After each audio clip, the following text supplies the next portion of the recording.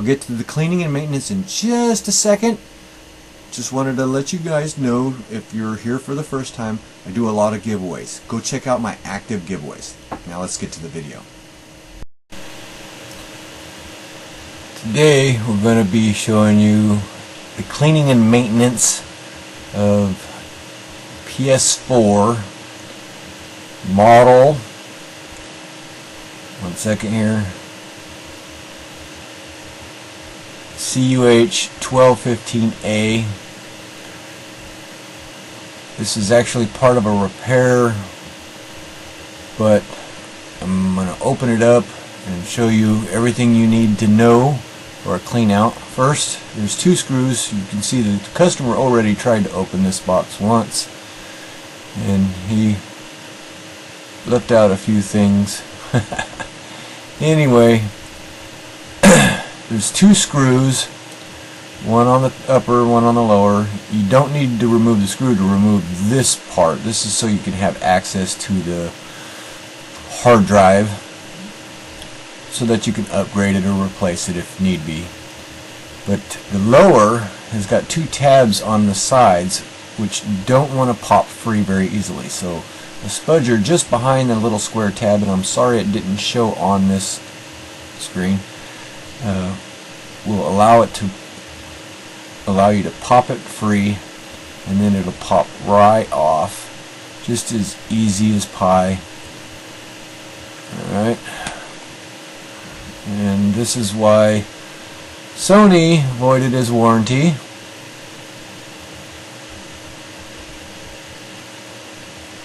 And he tried to fix it himself.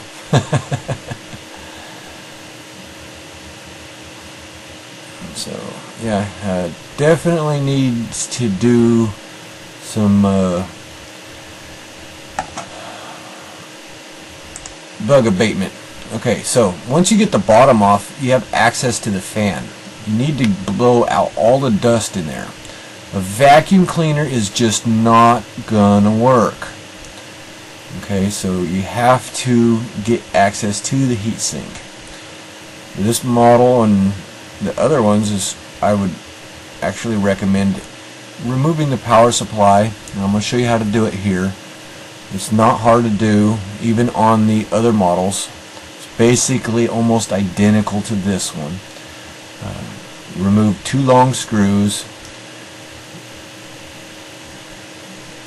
The other models won't have this large grounding plate, but that just sits in there. And then there's three T9 screws. I'm using a T8 security Torx driver. They work perfectly fine for them, as long as you know you can't wrench them down tight with it, or you'll strip out your screwdriver. But a T8 works perfectly fine.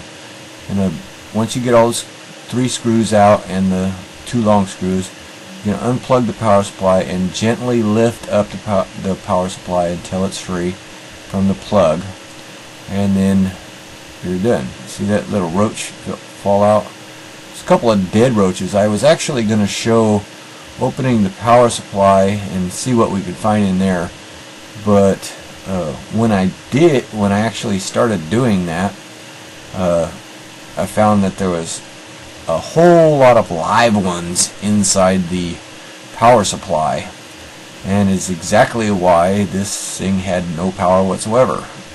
They shorted it out, and power supply is fried. Alright, so now you have access to the vents. Blow air through the vents.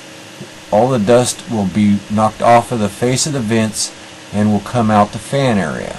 Reverse the airflow back and forth a couple of times. I've had people say, oh, you don't want to blow dust deeper in. You're not blowing it in, and you're not blowing it deeper. You're knocking the dust that's stuck to the face side of that heatsink off, and there's no way you're going to get a vacuum in there to be able to pull that off. So you do have to do that. Now there's also some access to the fan on the upper side. So I'm going to show you how to go ahead and remove the upper lid. Once you remove two screws, you basically lift on each side. You'll lift up the whole plate and then it'll pop free and you can pull that off. And as you can see, there's dust buildup here where the airflow is at its highest, thanks to this portion of the fan here, which I actually like on this particular model. Adds to a lot of overboard cooling on the top, unlike the other model. So yeah, unplug the power supply, unplug the fan from the motherboard before you go blowing it out, and you won't have to worry about getting your fan spinning really fast. But you don't want to be spinning that fan really fast anyway. This is your hard drive, and that little hole that you just seen there is actually the release or manual eject hole for the disk drive.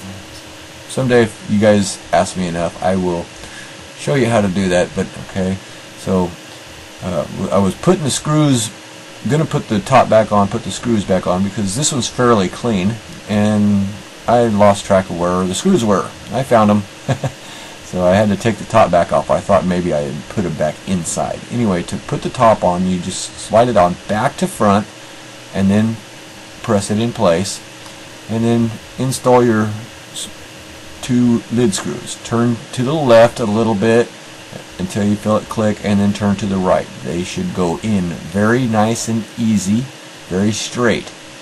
If it's not going in easy, back it out, try it again until it goes in nice and easy and nice and straight. Otherwise you're going to strip them out.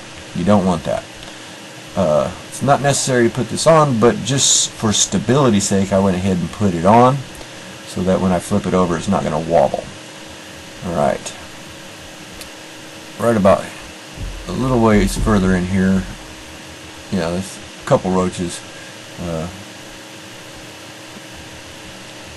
Most of them around the inside of the game system were actually dead. All the live ones were in the power supply. Oh my god.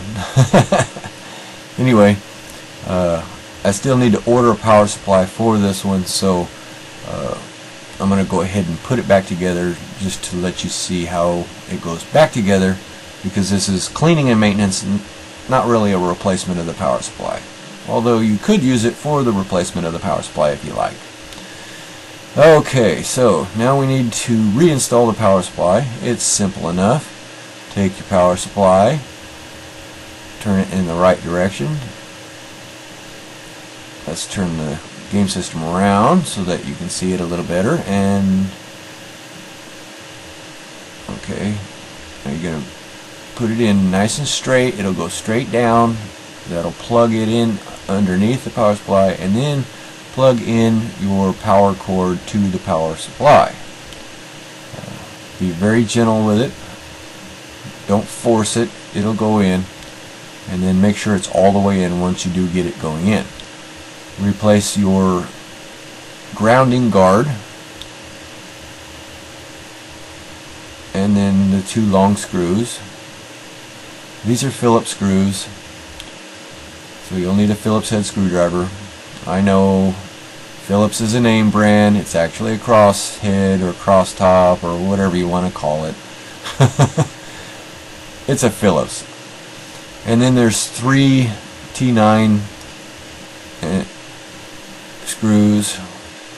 One right there, just off to the, just below the plug, and there's another one right in the middle of the back. You can see where that is. Turn to the left, turn to the right, tighten down. Don't try and super tighten these things. Just snug is more than enough, so long as it's all the way down and just lightly snug. There's no reason to try and wrench these things down. This is not a car. It doesn't need to be torqued. Okay, so once that's done, all we got to do left is take what I found in the power supply and get rid of it. Okay, so got that cleaned out. I'm going to go ahead and put this on. Start with the side of the box with the power button and the power sensor, or I should say eject sensor, since this is the bottom, and then from that side toward the back of the box, put it on, and it'll snap right into place. Check your button, should click, and everything's good. Put your 2 screws back in. Remember, you're going to turn to the left a little bit, keeping your screw straight up and down according to the flat side of the box, and they will go right in without stripping or without cross threading. Turn to the left a little bit and then turn to the right. They will go right in. Okay, so that's the cleaning. That's how to properly clean your box for maintenance without damaging anything. If you do anything other than what I show you in the video, good luck not damaging your system.